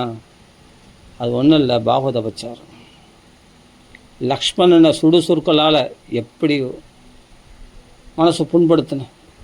அந்த மனசு காயம்னா என்னன்னு உனக்கு தெரியணும் இல்லையா? அதுதான் பகவான் என்ன பண்ணால் அந்த பாகவத பச்சாருன்னு ஒன்று இருந்து தான். அதனால் பகவன் நாமா வீண் போகாது. அவர் ராமா ராமா ராமான்னு ராமா ரகுகுலத்திலகா உன்னுடைய தெய்வீக முகத்தை தேவரெல்லாம் பார்ப்பாங்களா? நீ என்னை நினச்சி புலம்பி நீ உயிரிழந்து சொர்க்கலோகத்துக்கு போயிட்டியா? சொர்க்கலோகத்தில் தேவதைகள்லாம் உன்னை தரிசனம் பண்ணுவாங்களா? இல்லை அயோத்திக்கே திரும்பி போயிட்டியா? இனிமேட்டு அவன் தேடி கிடைக்க மாட்டான் அப்படின்னு சொல்லி அயோத்தி திரும்பி போயிட்டான். அப்போ அந்த அயோத்தியவாசிகள் பாக்கியசாலிகளா, உன் திருமுகத்தை பார்ப்பவர்கள் என்று சீதை புலம்பினாள் அல்லவா? அப்போ ராமன்னு கதறா. ஆனால் ராமர் உடனே வந்து காப்பாற்றலையேன்னா, லக்ஷ்மணருக்கு ஒரு பாகவத பிரச்சாரம் இருந்தது. அதெல்லாம் அந்த 10 அஃபென்ஸ், அந்த 10 அபராதங்களில் ஒரு அபராதம். ஒரு பாகவதில் நிந்திக்கக்கூடாது. பகவானுக்காக தன் வாழ்க்கையை அர்ப்பணித்தவர்கள். ஊர்மலையை திரும்பி பார்த்தாரா? ராஜ்ய சுகபோல அனுபவிக்கலாம் லக்ஷ்மணர் 14 வருஷம். ஆனால் நீ போய்ட்டு நான் காட்டுக்க, நான் ஜாலியாக சுகமாக இருக்கிறேன் அப்படின்னு சொல்லிட்டு, அவனை ராஜா விட்டு புள்ள தானே, தசரதர் புள்ள தானே, சந்தோஷமாக இருந்துக்கலாமே ராஜ்யத்தில். ஒரு புள்ள கூட அப்படி விரும்ப மாட்டான். பரதன் அப்படி விரும்பலை, சத்ருவனை விரும்பலை, நந்தி கிராமத்தில் வாசம் பண்ணாங்க. அப்படியேப்பட்ட பிள்ளைகளாக அவர்கள். ஊர்மலை மனைவி எனக்கு வேண்டாம், பகவான் தான் முக்கியம் என்று பகவத் சேவைக்காக தன் வாழ்க்கையை அர்ப்பணித்தவர். அப்படிப்பட்ட லக்ஷ்மணரை போய் ஒரு வார்த்தை நீ இழிவாக சொல்லிட்டேன்னா, பகவான் அதை அந்த ஒரு அபராதத்துக்காக தான் அவளை கொஞ்சம் கால தாமதமாச்சு. அவள் சொன்ன நாமத்துக்கு பலன் அளிக்கிறதுக்கு. அதுக்கு பிறகு இனிமேல் தாங்காது, நான் உயிரை விட்டுட வேண்டியது தான் அப்படின்னு தர்மம் கூட, பதிவிரதா தர்மத்தை இப்படி கடைப்பிடிக்கிறேன், மனசால கூட இன்னொரு புருஷனை நான் தீனல, அந்த தர்மம் கூட என்னை கைவிட்டுச்சா அப்படின்னு கதறிண்டு தூக்கு மாட்டிக்கு போகும்போது தான் பகவான் உடனே ஆஞ்சநேயர் மூலமாக ரட்சிக்கின்றார். பகவான் நேரில் வரல. ஏன்னா இன்னும் அபராத க்ஷமம் இன்னும் தீரலை, இன்னும் அக்னி பிரவேசம்லாம் இருக்குது. அதெல்லாம் மொத்தம் கழிஞ்சால் தான் அந்த அபராதம் நீங்கும். அப்போ லக்ஷ்மண சுவாமி வந்து அந்த மனுஷன் லக்ஷ்மண சுவாமியே இறக்கப்பட்ட பிறகு தான் அந்த அபராத க்ஷமாபணம் அது நீங்குது. அந்த அக்னி பிரவேசம் முடிஞ்ச பிறகு தான் அவளுடைய அந்த அபராதம் நீங்குது. நீங்கின பிறகு அதுக்கு பிறகு தான் அவள் ராமனோடு சேர்கிறாள். புஷ்பமானத்தில் ஒன்றா உட்கார்றாள். அந்த ஒரே சீட்டில் உட்கார்ற பாக்கியத்தை அவள் பெறுகிறாள். அது வரைக்கும் அந்த பாகவத பிரச்சாரம் இருக்குது. நல்லா புரிஞ்சுக்கணும். அவள் ஆறுதல் பெற்றாள். அவளை கைவிட மாட்டான் பகவான். ஆனால் பகவான் நேரில் வரமாட்டான். ஆஞ்சநேயர் ஒரு குரு மூலமாக மோதிரத்தை கொடுத்து அவளை காப்பாற்றலாம். அவள் உயிர் போகாதபடி காப்பாற்றலாம். ஏன்னா அவள் நாமத்தை சொல்கிறவ, பகவானுடைய பக்தை. அவளை பகவான் கைவிட மாட்டான். எல்லாமே காரண காரியம் இருக்குது. நம்ம நினச்சா பகவான் அடைஞ்சிட முடியாது. நம்ம நினச்சா பகவான் தோன்றிட மாட்டான். நமக்குள்ளே எவ்வளோ கலகங்கள் இருக்குது, எவ்வளோ அபராதங்கள் இருக்குது நம்ம அறியாமலே. அதெல்லாம் தடைகளாக இருக்கிறான் பகவானை நெருங்கிறதுக்கு. அதனால தான் வேறு ஒன்றும் இல்லை. சீதையை வந்து அவ்வளோ கதறின பிறகும், அதுவும் பகவானுடைய பத்தினி, அதுவும் ஏக பத்தினி விரதனை சீதையை தவிர வேறு எந்த பெண்ணும் திரும்பாகும். அப்படியேப்பட்ட பகவானாச்சே, அப்படியேப்பட்ட ஏகபத்தினி விரதனாச்சே. அப்போ சீதை இவ்வளோ நேரம் புலம்பு விட்டுடலாமா அப்படின்னா காரணம் வேறு. அதான் லக்ஷ்மணருக்கு பண்ண அபராதம். என்ன வார்த்தை சொன்னால் அந்த வார்த்தை சொல்கிறதுக்கே நான் கூசுது. அதுவும் பரதன் வேறு கூப்பிட்டுக்கணும். பரதனுக்கு வேறு அபராதம் பண்ணிட்டான். பரதன் சொல்லி அமிச்சானா, இது போல் வந்து ராமர் இல்லாத சமயத்தில் சீதையை நீ அபகரிச்சுடு அப்படின்ட்டு, அதனால் என்னை அபகரிக்க காத்து நிற்கியா அப்படின்னு சொல்லிட்டு தப்பாக ஏதோ ஒரு வார்த்தை, அதான் தப்பாக விட்டுட்டா வார்த்தையை. அதனால தான் அந்த பெண்களுக்கு சுருக்குன்னு கோவம் வந்துட்டு என்ன பேசுகிறேன்னு தெரியாமல் பேசிடுது. சில பெண்கள் அது மாதிரி இருக்காங்க இல்லையா? அப்போ சீதைக்கே அது மாதிரி அந்த கோபத்தில் என்ன சுடுசுருக்களை சொல்லிட்டா, அந்த வார்த்தையை சகிக்க முடியுமா? லக்ஷ்மண சுவாமியால் அந்த ரோஷத்தில் தான் கிளம்பிட்டார் ஜம்முன்னு. ராமன் திருவடியே கதி அப்படின்ட்டு போயிட்டார். அப்போ கூட வனதேவதைகளை காவல் வச்சுட்டு போகிறார். அதனால் ஆபத்து காலத்தில் கதறனா காப்பாற்றுவான், ஆனால் எந்த அபராதம் இல்லாத பட்சத்தில். ஆனால் சீதைக்கு அந்த பாகவத அபராதம் இருந்தது. அதனால் கொஞ்சம் காலதாமதமாச்சு. ஆனால் காப்பாற்றாம விடலை, பகவான் காப்பாற்றிட்டான். அதுதான் விஷயம். அதனால் சூழ்நிலை கட்டாயத்திலேயோ உடனே கதறினவொடனே யானைக்கையை காப்பாற்றிட்டான். அப்படியேப்பட்ட திரௌபதியை காப்பாற்றினா, எல்லாரையும் காப்பாற்றினான். அந்த ஆபத்து காலத்தில் கதறினா அவளுடைய பதிதியாக போயிட்டு அந்த அகல்யை சாப மோஷனம் பண்ணான். சபரிக்கு மோட்சம் அளித்தான். அப்படி பகவான் நாமா சொல்கிறவங்களெல்லாம் பகவான் கரையேற்றினான். அந்த நாராயணான் அலர்ந்த அஜாமலனையும் யமதூதரிலிருந்து பகவான் விடுவிச்சான் விஷ்ணு தூதர்கள் மூலமாக. இதெல்லாம் எவ்வளோ விஷயங்கள் இருக்குது. அதனால் சூழ்நிலை கட்டாயத்தில் கூட இத்தனை நாள் நீ சாண்டிங் பண்ணல பரவாயில்ல, கஷ்ட நேரத்தில் பகவான் நாமத்தை சொன்னால் கூட அது வந்து காப்பாற்றுமா, நிச்சயமாக ஒரு விடுதலை அளிக்கும். ஒரு விமோசனத்தை செய்யும். நாமம் மட்டும் வீண் போகாது. பாகவபராதம் இருந்தால் கூட ஆஞ்சநேயர் மூலமாக பகவான் அவள் தூக்க மாட்டிக்காதபடி காப்பாற்றினாரா இல்லையா? பகவான் வந்தார்னா, பகவானுடைய பிரதிநிதியாகிய தூதுவர் வந்தார்னா எப்படியோ பகவான் காப்பாற்றினார். அதான் விஷயம். அப்போது சீதையை காப்பாற்றினார் பகவான், அவர் உயிர் போகாதபடி. அப்போ நாமத்தை பொறிக்கப்பட்ட அந்த நாமத்தை அனவரதும் சொல்லிட்டு அதுதான் பாவத்தை போகும் அப்படின்னு அந்த நாமம் பொறிக்கப்பட்ட மோதிரத்தை கொடுக்குறாரு இல்லையா? அனவரதும் ராமநாமத்தை சொல்லிட்டு இருக்கா. சரி, அடுத்த ஸ்லோகம் பார்க்கலாம். அப்படியே பகவான் நாமத்துக்கு அவ்வளோ மகிமை இருக்குது. ஏன்னா பகவான் நாமம் வரல, பகவான் வரல அப்படின்னு புரிஞ்சுக்கணும். சரித்திரங்களில் பல உதாரணங்கள் பார்க்குறோம். பதம் 15. யத்பாத சம்சயா சூத முனைய பிரசமாயனாக சத்யः புனந்தி உபஸ்பிருஷ்டாக ஸ்வர்தினி ஆவோ அனுசேவையா. பதத்துக்கு அர்த்தம், எவருடைய தாமரை பாதங்களில் சம்சயாக புகலிடம் கொண்டுள்ளவர்கள், சூத கோஸ்வாமி, முனையக அப்படின்னா மகாமுனிவர்கள், பிரசமாயனாக அப்படின்னா பகவத் பக்தியில் ஆழ்ந்துள்ள பிரசன்னமான சித்தமுடையவர்கள் ஒரு அர்த்தம். அதாவது பகவத் பக்தியில் ஆழ்ந்துள்ளவர்கள் தான் அந்த பிரசன்னமாக இருப்பாங்க. அதனால் இங்கே பிரசமாயனா அப்படின்னா பகவத் பக்தியில் ஆழ்ந்துள்ள அப்படின்னு அர்த்தம். சத்யக அப்படின்னா உடனே, புனந்தி புனிதப்படுத்த, உபஸ்பிருஷ்டாகனா சகவாசத்தினாலேயே, ஸ்வர்துனினா புனிதமான கங்கையின், ஆபன நீர், அனுசேவையா அப்படின்னா உபயோகத்திற்கு கொண்டு வர. மொழிபெயர்ப்பு. ஓ சூதரே, பகவானின் தாமரை பாதங்களில் பூரணமாக புகலிடம் கொண்டவர்களான அச்சிறந்த முனிவர்களால் தங்களுடன் தொடர்பு கொள்பவர்களை உடனே புனிதப்படுத்தி விட முடியும். இது சில இஸ்கான் டிவோட்டிஸ் கூட நிறைய சாண்டிங் பண்ணுறாங்க வச்சுங்களேன். அவங்களிடத்துல நீ தரிசனம் பண்ணாலே போதும், அது என்னமோ தெரில, ஆட்டோமேட்டிக்காக நம்மளுக்கு அந்த கிருஷ்ண பக்தி நமக்குள்ளே உண்டாயிடும். அது கங்கையை விட பவித்திரமானவர்கள் யாருன்னா சாதுக்கள் தான். அந்த சத் சங்கத்தை நம்ம எடுத்துக்க அவ்வளோ பியூரிஃபிகேஷன் நமக்குள்ளே வர்றத, கிருஷ்ண பக்தி நமக்குள்ளே இன்ட்ரெஸ்ட் வர்றதை பார்க்கலாம், நாமத்தில் இன்ட்ரெஸ்ட் வர்றதை பார்க்கலாம். அப்படியேப்பட்ட சாதுக்கள் இடத்துல நம்ம பழகணும். அதனால தான் இந்த இஸ்கானில் உற்சவங்கள் இது மாதிரி ஏதாவது விசேஷங்கள்லாம் நடந்தால் அதெல்லாம் போய் கலந்துக்கணும். அப்போது ஏதாவது ஒரு பக்தருடைய கடாட்சம், அவனுடைய சம்பந்தம், அவருடைய தொடுதல், அப்படி ஏதாவது ஒரு சம்பந்தம் பெற்றோம். அப்புறம் பகவத் பிரசாதம், அந்த பகவானுடைய தர்சனம், அந்த மகானுடைய கடாட்சம், இதெல்லாம் ரொம்ப பவர்ஃபுல். நம்ம பக்தியில் மேலும் மேலும் முன்னேற்றம் அடையிறதுக்கு ரொம்ப சக்தி வாய்ந்ததுன்னா பக்தர்களுடைய சங்கம் தான். அதான் சொல்ல, பகவான் திருவடிகளை ஆசைத்தவர்களாகிய, பகவானுக்காக தன் வாழ்க்கையை அர்ப்பணித்தவர்களாகிய அப்படிப்பட்ட பாகவதனுடைய சங்கம் ரொம்ப பவர்ஃபுல். கங்கையை விட பவர்ஃபுல். கங்கை எந்தளவுக்கு நம்ம பாவத்தை போக்கிறான்னு சொல்லி 3 லோகத்துடைய பாவத்தை போக்குறான். அந்த கங்கையை கூட அணுசேவையை அடிக்கடி சேவிச்சா தான் பாவத்தை போக்குவான். ஆனால் மகான்கள் தர்ஷன மாத்திரத்தினாலே, அவர்கள் ஒரு நாள் தரிசனம் பண்ணிட்டேன், ஒரு நாள் போட்டேன், தொட்டுட்டேன், உடனே பார்த்தா நமக்கு அந்த பியூரிஃபிகேஷன் நம்மளுக்கு வந்துடும். ஆட்டோமேட்டிக்காக நம்மளுக்குள்ளே கிருஷ்ண பக்தி வரதை பார்க்கலாம்.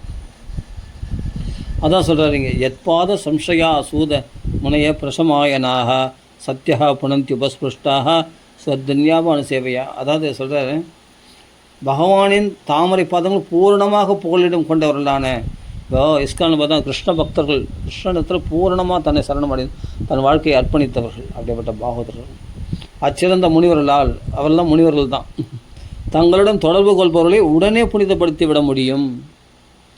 ஏன் சும்மா இருக்கிற எந்தப்பா, நீ ஒரு மாலை பிடி, சாண்டிங் பண்ணு, ஹரே கிருஷ்ணா சாண்டிங் பண்ணு அப்படின்னு சொல்லுவாங்க.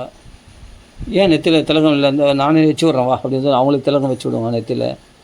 ஆமாம், அப்படியே அவங்கள சும்மா இருக்க விட மாட்டாங்க. அவங்கள சும்மா ஏதோ நான் கோயில் சும்மா பார்க்கலாம், நல்லா பிரம்மாண்டமாக இருக்குது, பர்த்டே கேக் மாதிரி இருக்குது இந்த கோயில் பார்த்தா அப்படின்னு சொல்லி எங்கள் பொண்ணு சொல்லும். எங்கள் பொண்ணு கோயிலுக்கு வந்தாங்க சொல்லுங்க, அந்த இஸ்கான் கோயில் பார்த்தா பர்த்டே கேக் மாதிரி இருக்குப்பா, அழகாக வெள்ளையாக பர்த்டே கேக் மாதிரி இருந்தான்.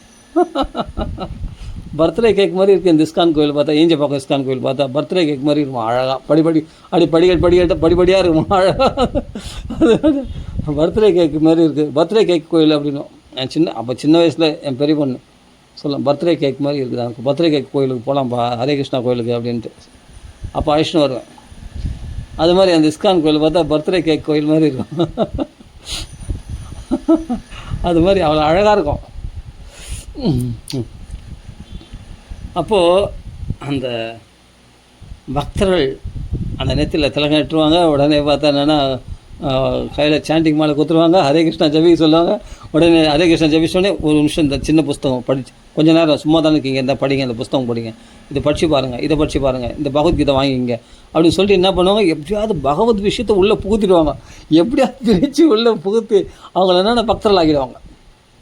நீங்கள் அடிக்கடி கோயிலுக்கு வாங்க, இந்தாங்க இந்த கார்டு வச்சுங்க, இந்த கார்டு வச்சு ஹரே கிருஷ்ணா ஜெபிங்க. ஃபஸ்ட்டு வந்து இந்த சைதன்ய மகாபிரபு மந்திரத்தை ஜெபிச்சோன்னா அது நம்ம நாமத்தை ஜெபிக்கிறதுல ஏதாவது குறை இருந்தால் அந்த குறைகள்லாம் சைதன்ய மகாபிரபுடைய கருணையினால் அந்த குறைகள்லாம் நீக்கப்படும். நம்மளுக்கு முழுமையான பலனை கொடுத்துருவாங்க, அந்த நாமத்துடைய பலனை முழுமையாக கொடுத்துருவாங்க. அதனால் இந்த ஸ்ரீகிருஷ்ண சைதன்ய பிரபு நித்யானந்த ஸ்ரீ அத்வைத கதாதர ஸ்ரீவாசாதி கௌரவ பக்தர் இருந்தால் ஹரே கிருஷ்ணா ஹரே கிருஷ்ணா இதை 108 தடவை சொல்லுங்கள், உங்களுக்கு ஹாப்பியாக இருக்கும், நோ பிபி பி ஹாப்பி அப்படின்னு சொல்லி அழகான முன்னாங்க அந்த சாண்டிங் மாலை கொடுத்து அவங்கள ஜெபிக்க வச்சுடுவாங்க. அப்போது எவ்வளோ ப்யூரிஃபிகேஷன் பாருங்கள், ஒரு நிமிஷத்தில் மாற்றிடுறாங்க பாருங்க அங்கே வரவங்கள. அப்போ புக்ஸு கொடுப்பாங்க பகவத்கீதை, இதில் பாருங்கள் எவ்வளோ பெரிய விஷயம்லாம் சொல்லியிருக்கு பாருங்கள். இல்லை நாங்கள் வந்து சித்பவானந்தர் பகவத்கீதை வச்சுருக்கோம், நாங்கள் அந்த பகவத்கீதை வச்சுருக்கோம், இந்த பகவத்கீதை இஸ்கான் பகவத்கீதை வச்சுங்க, இதில் தான் குருஷீட பரம்பரையில் ஃபஸ்ட் கிளாஸ் அப்படின்னு சொல்லிட்டு அதை வச்சு நிறைய சொல்லுவாங்க லேடிஸ்லாம். எனக்கே நான் இத்தனைக்கும் நான் வந்து நான் திலக்கட்டுன்னு தான் போவேன், எனக்கு நிறைய உபன்யாசம் நான் என்ன பண்ணுவேன் கம்முன்னு கேட்பேன். ஏன்னா இதெல்லாம் பெரும் பாக்கியம். அது சின்ன பசங்க தான் நமக்குள்ள வந்து சொல்கிறாங்க. நமக்கு தெரிஞ்சு இஸ்கானில் அடியன் இஸ்கானில் இருந்தவன் தான் இஸ்கானில் பற்றி பகவத்கீதை எங்களை நிறைய புக் டிஸ்கிரிப்ஷன்லாம் பண்ணியிருக்கிறேன் நான். அதனால் எங்களுக்கு புக்ஸ்லாம் இருக்குது. இருந்தாலும் அவர் சொல்கிறத கேட்குறது ஒரு ஆசை, தெரியாத மாதிரி இருப்பேன். ஏன்னா அவர் என்ன தான் சொல்கிறாங்க பார்க்கலாம். அவர் அந்த பக்தி பூர்வமாக அவ்வளோ ஆர்வத்தோடு சொல்கிறாங்க. அதை போய் நம்ம எனக்கு எல்லாம் தெரியும் அப்படின்னு சொன்னால் அவங்களுக்கு எவ்வளோ நோஸ் கட் பண்ண மாதிரி இருக்கும், மனசு புண்படும் இல்லையா? அதனால் அவங்க சொல்கிறத ஆர்வத்தோடு கேட்கணும். அவங்க எவ்வளோ ஆர்வத்தோடு சொல்கிறாங்களோ அதை கேட்பேன், நான் ரசித்து கேட்பேன். அவர்கள் சொல்லும்போது எனக்கு ஸ்பீச்சிங் பண்ணுவாங்க. எனக்கு அந்த புஸ்தகத்தை வச்சு இந்த பகவத்கீதையில் இவ்வளோ விஷயம் இருக்குது அப்படி இப்படின்னு சொல்லிட்டு சில பெண்கள்லாம் வந்து அங்கே வாலண்டரியாக சர்வீஸ் பண்ணாங்க. அவங்களாம் வந்து நம்மளுக்கு என்ன பண்ணாங்க, நம்மளுக்கு அப்படியே ஃபுல்லாக விவரிப்பாங்க அழகாக. ஆனால் எனக்கு சில விஷயங்கள்லாம் ஆச்சரியமாக இருக்கும், இவ்வளோ ஆர்வத்தோடு. அப்போ மற்றவங்களுக்கு எடுத்து சொல்லும்போது எவ்வளோ ஆர்வம் இருக்குது, தாங்கள் கடைப்பிடிக்கிறோமோ இல்லையோ மற்றவங்களுக்கு சொல்லும்போது எவ்வளோ ஆர்வம் இருக்கும். அதுதான் பக்தின்னு பேர். அந்த ஸ்பீச்சிங் வந்து புக் டிஸ்கிரிப்ஷன் பண்ணும்போது ஸ்பீச்சிங்கு நாலேஜ் வந்து நல்ல பிக்கப் ஆகும் அதிகமாக. அந்த ஸ்பீச்சிங்கு அந்த நாலேஜ் வந்து அவங்களுக்கு ரொம்ப டெவலப் ஆகும், அதிகமாக டெவலப் ஆகும். அப்போ அவர்கள் உபன்யாசம் பண்ண சொன்னால் பிச்சு ஓத்துருவாங்க. அவங்களாம் பகவத்கீதையை பற்றி நீ சொல்லணும்னா அருமையாக சொல்லிட்டுவாங்க. இந்த பகவத்கீதையில் பகவான் கிருஷ்ணர் வந்து அர்ஜுனன் கவலை தோய்ந்த முகத்தில் இருக்கும்போது அந்த சமயத்தில் அவன் கவலையை போக்குறது எதுனா பகவானுடைய கீதை தான். அவன் பகவான் சொன்ன பேச்சு கேட்டதுனால தான் அவன் வந்து உயர்வடைந்தான், அவன் தெளிவு பெற்றான், ராஜ்யத்தை அடைந்தான், வெற்றியை தழுவினான், புகழ் பெற்றான் அப்படின்லாம் சூப்பராக சொல்லுவாங்க. ஆனால் அந்த பக்தருடைய சங்கம் இருக்குது பார்த்திங்களா, ரொம்ப பவர்ஃபுல். நான் பாருங்கள் இன்னும் பாருங்கள் பொருளரையே படிக்கலை, இது படிக்கும்போது டக்குன்னு அந்த ஞாபகம் வந்துச்சு எனக்கு. அந்த பக்தருடைய சங்கத்தினால நம்ம எவ்வளோ ப்யூரிஃபிகேஷன் ஆகிருக்கோம் அப்படின்றதுனால. அவர் வந்து சில பசங்க சின்ன பசங்க தான் என்னோட, ஆனால் பார்த்தா அவர்களெலாம் ஸ்பீச் பண்ணும்போது நான் தடை பண்ணவே மாட்டேன். நீங்கள் சொல்லுங்கள், நிறைய சொல்லுங்கன்னு கேட்பேன். நான் எனக்கு தெரிஞ்ச மாதிரி காண்பிச்சிக்க மாட்டேன். நம்ம தெரிஞ்சால் கூட கம்முன்னு இருக்கணும், அவர் சொல்கிறத கேட்கணும், அவங்களுக்கு ஆர்வத்தை தூண்டி விடணும். அவர் மேலே மேலே ஸ்பீச் பண்ணுறதுக்கு நம்ம என்கரேஜ் பண்ணணும். எனக்கு எல்லாம் தெரியுப்போ, நீ சொல்லி தான் தெரியணுமா, எனக்கு எல்லாம் தெரியுமா அப்படின்னு சொன்னால் அவங்களுக்கு என்ன, அது தப்பு இல்லை. அது அவள் ஆர்வமாக சொல்ல வராங்கண்ணே, சொல்கிறத கேட்கணும். அப்படியா அப்படியா அப்படின்ட்டு கேட்பேன். அவங்க சொல்ல சொல்ல சொல்ல கேட்டுனே இருப்பேன். அவங்க எப்படியும் ஒரு அரை மணி நேரம் நல்லா சொல்லுவாங்க, சந்தோஷமாக கேட்பேன்.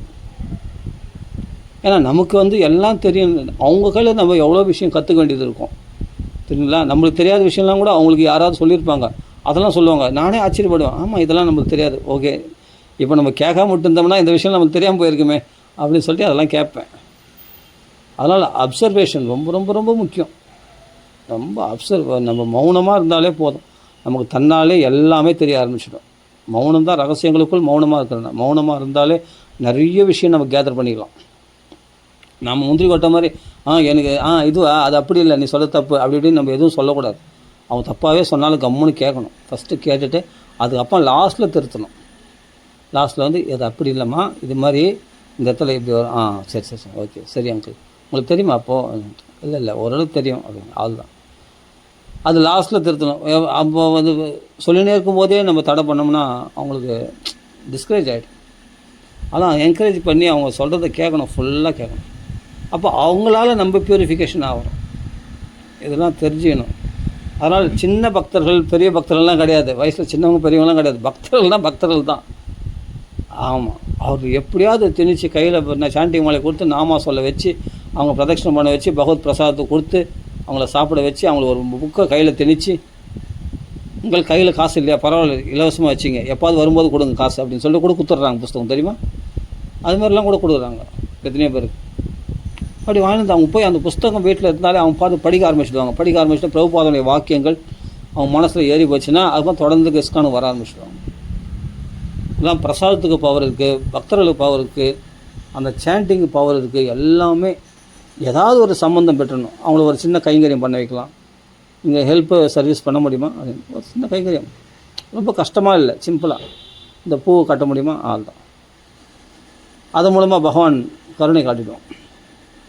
அதான் சொல்கிறார், எப்படியாவது அவரிடத்தில் சத்தியா புனந்தி உபஸ்பிருஷ்டாக ஸ்வர்தின்யாபம் அனுசேவையா, அவன் உடனே அவர்கள் புனிதப்படுத்தி விடுவார்கள் அவருடைய சம்பந்தத்தினால. சத்தியா புனந்தி உபஸ்பிருஷ்டாக, அதெல்லாம் சொல்ல உடனே புனிதப்படுத்தி விட முடியும். ஆனால் கங்கை நீரோ தொடர்ந்து நீ கங்கைக்கு போகிறேன், காசிக்கு போகிறேன், எங்கே போகிறேன், வடநாட்டுக்கு போகிறேன், கங்கைக்கு போகிறேன்னு சொன்னால் அது அடிக்கடி சேவிக்கிறதுனால தான் புனிதப்படுத்தும், ஒரே நாளில் புனிதப்படுத்தாது. ஆனால் ஒரு நாள் இஸ்கான போன 4 பேர் பார்த்தா சாண்டிங் பண்ண சொன்னாங்க, தெத்தியில் திலங்க வச்சுட்டாங்க, இது பண்ணிட்டாங்க, பகவத் தர்ஷனம் பண்ணி கொடுத்தாங்க, பல நம்மளுக்கு எவ்வளோ கைட் பண்ணுறாங்க. அதான் பக்தர்களுடைய சங்கம், சீக்கிரமாக ப்யூரிஃபிகேஷன் பண்ணிவிடுவாங்க. அதான் சொல்கிறேன். ஆனால் கங்கை நீரோ தொடர்ந்த உபயோகத்திற்கு பின் தான் புனிதமடைய செய்கிறது. பொருளை வழங்கியவர் ஆசபக்தி சுவாமி ஸ்ரீ பிரபாதுக்கு ஜெய். புனித நதியான கங்கை நீரை விட பகவானின் தூய பக்தர்கள் அதிக சக்தி வாய்ந்தவர்களாக உள்ளனர். கங்கை நீரை தொடர்ந்து உபயோகித்த பின் ஒருவரால் ஆன்மீக நன்மையை பெற முடியும். ஆனால் பகவானுடைய தூய பக்தரின் கருணையால் ஒருவர் உடனே புனிதமடைய முடியும். ஒருவர் சூத்திரராக, பெண்ணாக அல்லது வியாபாரியாக இருந்தாலும் கவலை இல்லை. எவருமே பகவானின் மலர் பாதங்களில் புகலிடம் கொண்டு பரமபுருஷரிடம் திரும்பிச் செல்லலாம் என்று பகவத்கீதை கூறுகிறது. வைசியா ஸ்திரீ சூத்ரா அப்படின்னு ஒரு பதம் இருக்குல்ல, ஆமாம், அவர்களெல்லாம் கூட பகவானிடத்தில் பக்தி பண்ணி புனிதமடைகிறாங்க. பகவானின் மலர்பாதங்களில் புகலிடம் கொள்வது என்றால் தூய பக்தரிடம் புகலிடம் கொள்வதாக. அதான் மெயின். பகவானை நம்ம நேரடியாக தனிமையில் நான் பக்தி பண்ணிக்கிறேன், நான் வீட்டிலே பக்தி பண்ணிக்கிறேன், பக்தி வளராது, நாளுக்கு நாள் தேஞ்சிடும். பக்தர்கள் சங்கத்தை அடிக்கடி எடுத்துக்கிறதுனால தான் பக்தி மேலும் மேலும் புத்துணர்ச்சி பெறும். தூய பக்தரிடம் புகலிடம் கொள்வதாகும். பகவத் தொண்டு செய்வதை மட்டுமே ஒரே தொழிலாக கொண்ட தூய பக்தர்கள் பிரபுபாதா மற்றும் விஷ்ணுபாதா போன்ற நாமங்களால் கௌரவிக்கப்படுகின்றனர். இத்தகைய பக்தர்கள் பகவானுடைய தாமரை பாதங்களின் பிரதிநிதிகள் என்பதையே இது குறிக்கிறது.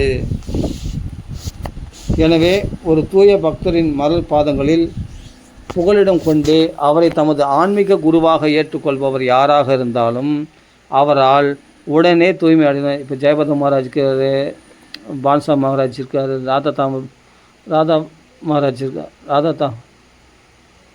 ராதா தாமர் மகாராஜா பேர், அது போல் இருக்காங்க. எவ்வளோ மகாராஜ் இருக்காங்க, பக்தி காஷ் மகாராஜ் இருக்கார், அவ்வளோ மகான்கள் இருக்காங்க. அவங்கள தான் தீட்சை பெற்றிருக்காங்க. இல்லை சாதாரண நம்ம சீனியர் டிவோட்டிஸ் நிறைய பேர் இருக்காங்க, அவங்களிடத்துல கூட போய் நம்ம தொடர்பு கொண்டோம்னா அவங்களாம் இந்த ஸ்ட்ரிக்டாக இந்த ரூல்ஸ் அண்ட் ரெகுலேஷன்ஸை ஃபாலோ பண்ணுறவங்க. அவங்க நிச்சயமாக அதுலேருந்து இஸ்கான் டிவோட்டிஸ் அதுலேருந்து தப்பி மாறி போக மாட்டாங்க. அதுவும் டெம்பிள் சர்வீஸ் பண்ணுறவங்க கண்டிப்பாக அதில் ரொம்ப ஸ்ட்ரிக்டாக ஃபாலோ பண்ணுவோம். அவங்களாம் பவித்திரமானவர்கள். நம்ம அவங்களுடைய சம்பந்தம் பெறும்போது நம்ம நிச்சயமாக அதே மாதிரி நீ வேறு எந்த இடத்துல இருந்தாலும் சரி, ஹரே கிருஷ்ணா இல்லாட்டி ஹரே ராமா சொல்கிறாங்க, அந்த மாதிரி தான் நாமா சொல்கிறவங்க எல்லாமே பவித்திரமானவங்க தான். அந்த பக்தர்கள் சங்கத்தினால நம்ம பியூரிஃபிகேஷன் அடைவோம் நிச்சயமாக. அப்படிப்பட்ட மகான்கள் இல்லை நம்ம ஆன்மீக குருவாக ஏற்றுக்கொள்பவர் யாராக இருந்தாலும் அவரால் உடனே தூய்மை அடைய முடியும். விழுந்த ஆத்மாக்கள் மீண்டும் தம்மிடம் திரும்பி வர வேண்டும் என்று பகவான் விரும்புகிறார். ஆகவே அவரது பக்தர்கள் இவ்விழுந்த ஆத்மாக்களை ஜட உலகிலிருந்து காப்பாற்றுவதன் மூலம் பகவானிடம் மிகவும் அந்தரங்க. நான் என்ன சொன்னேன், குரு மகாராஜ் இல்லை, ஜெயபத மகாராஜ் இல்லை, சாதாரண டிவோட்டிஸே அவங்களே என்னென்னா பவித்திரமாக்கிடுறாங்க. தன்கிட்ட வரவங்கள நாம சாண்டிங் பண்ண சொல்கிறாங்க, திலகம் இட்டு வச்சிடுறாங்க, அவங்களே எல்லாம் பண்ணிடுறாங்க, புஸ்தகத்தை கையில் கொடுத்துட்றாங்க, பகவானை தரிசனம் பண்ண வைக்கிறாங்க, பிரசாதத்தை கொடுக்குறாங்க, அவங்கள சர்வீஸ் அவங்கள சர்வீஸில் கூட சேர்ந்து தான் சர்வீஸ் பண்ணுற இதில் வந்து கூட சேர்ந்து அவங்கள சர்வீஸில் ஈடுபடுத்துகிறாங்க. இது மாதிரி உற்சாகமாக செயல்படுறாங்க. இவங்களே பவனமாக்கிடுறாங்க ஆட்டோமேட்டிக்காக. அப்போ இன்னும் குரு மகாராஜுகள்லாம் போனால் எவ்வளோ ப்யூரிஃபிகேஷன் அடைவாங்கன்னு யோசிச்சு பாருங்கள். அதனால சொல்கிறேன், உடனே தூய்மை அடைய முடியும் இந்த பக்தி சேவையில் பக்தர்களோட சம்மந்தப்படுறதுனால அப்படின்றது அந்த ஸ்லோகத்துக்கு ரொம்ப அருமையான ஸ்லோகம் இது. எத்பாத சம்சயா சூத ஆசையால் சம்சயா, பகவான் திருவடிகளே தன் வாழ்க்கையை அர்ப்பணித்தவங்க, பகவானுடைய சேவைக்காக பகவான் திருவடிகள் நன்றாக ஆசிரியத்தவர்கள். அவர்கள் பிரசமாயனாக எப்பொழுதும் மனசை பிரசன்னமாக வச்சுன்னு இருக்கிறவங்க. அவர்களிடத்தில் நீ போனால் உடனே சத்தியா புனந்தி புஷ்பஷ்டாக ஸ்வர்தன்யாவும் அனுசேவையா, உடனே நம்மளை பாவனமாக்கிடுவாங்க, பரிசுத்தமாக்கிடுவாங்க. அப்படி உடனே தூய்மை அடைய முடியும். விழுந்த ஆத்மாக்கள் மீண்டும் தம்மிடம் திரும்பி வர வேண்டும் என்று பகவான் விரும்புகிறார். ஆகவே அந்த பக்தர்கள் வேறு யாரும் இல்லை, பகவான் தான் அந்த பக்தர்கள் வடிவத்தில் நம்மளுக்கு அப்படி கைட் பண்ணுறோம். அப்படி புரிஞ்சிடணும். அவரது பக்தர்கள் விழுந்த ஆத்மாக்களை ஜட உலகிலிருந்து காப்பாற்றுவதன் மூலம் பகவானிடம் மிகவும் அந்தரங்கமான தொண்டில் ஈடுபட்டிருப்பதால் அவர்கள் பகவானுக்கு சமமாக கௌரவிக்கப்படுகின்றனர். அதான் சொல்லணும், அவங்கள பகவானுக்கு சமமாக நினைக்கணும். பகவான் தான் இந்த ரூபத்தில் நம்மளுக்கு இப்படி கைட் பண்ணுறான், நம்மளுக்கு சொல்கிறான் அப்படின்னு புரிஞ்சுக்கணும். இத்தகைய தூய பக்தர்கள் யார்? குரு மகாராஜ் நிலையில் இருக்கிறவங்க எல்லாருமே, ஜெயபத மகாராஜ் அவங்களாம் அவங்க வந்து தன்னை பகவானாக சொல்லிக்க மாட்டாங்க. நாம் பகவானை தான் நினைக்கணும். மகாத்மாக்களை புரிஞ்சுக்கணும். சாஸ்திரங்களுக்கு ஏற்ப பகவானின் உதவியாளர்கள் என்று சிறப்பிக்கப்படுகின்றனர். தூய பக்தரின் உண்மையான சீடர் ஒருவர் ஆன்மீக குருவை பகவானுக்கு நிகராக கருதுவார். ஆனால் தன்னை அவர் பகவானின் தொண்டருக்கும் தொண்டராகவே எப்பொழுதும் கருதுகிறார். இதுவே தூய பக்தி மார்க்கமாகும். குருமார்கள்லாம் என்ன சொல்லுவாங்க, தன்னை வந்து தொண்டருக்கும் தொண்டர், ஆசானு தாசம்பா நான் அப்படின்னு. என்னை போய் நான் போய் நான் பகவான்லாம் சொல்லாது. சைதன்ய மகாபிரபுவே தன்னை பகவானை சொன்னால் விஷ்ணு விஷ்ணு விஷ்ணு விஷ்ணு விஷ்ணுன்னு சொல்லிட்டு காதை பொத்திப்பாரான், காதை பொத்தின்னு ஓட்டு வரான். உண்மையிலே பகவான் தான் அவர். ஆனால் தன்னை பகவான்னு சொன்னால் உடனே காதை பொத்தின்னு விஷ்ணு விஷ்ணு விஷ்ணுன்னு சொல்லிட்டு வரோம். அது மாதிரி பக்தர்கள் வந்து மகாராஜ் உயர்ந்த நிலையில் இருக்கிறவங்க அவரை பகவானை நம்ம வணங்கினா அவங்களாம் அப்படிலாம் சொல்ல விஷ்ணு விஷ்ணு விஷ்ணு கிருஷ்ணா ஹரே கிருஷ்ணா ஹரே கிருஷ்ணான்னு சொல்லி அந்த இடத்த விட்டு போயிடுவாங்க. அப்போது தங்களை வந்து தாசான தாசனாக தான் தங்களை நினைப்பாங்களே தவிர தன்னை பகவானை அவங்க நினச்சிக்கவே மாட்டாங்க. ஆனால் ஒரு சீட நிலையில் இருக்கிறவங்க தாழ்நிலையில் இருக்கிறவங்க அவங்கள பகவானை தான் நினச்சி அவர்களை போற்றி வழிபட வேண்டும். அப்போ தான் இவர்கள் பக்தியில் முன்னேற்றம் அடைய முடியும். இதுதான் இங்கே பிரபுபாதா சொல்கிறார் அருமையாக. இந்த ஸ்லோகத்தோடு பூர்த்தி பண்ணிப்போமா? டைம் ஆயிடுச்சு, 1 மணி நேரம் ஆகிப்போச்சு. சரி, இன்னொரு ஸ்லோகம் பார்த்துருமா?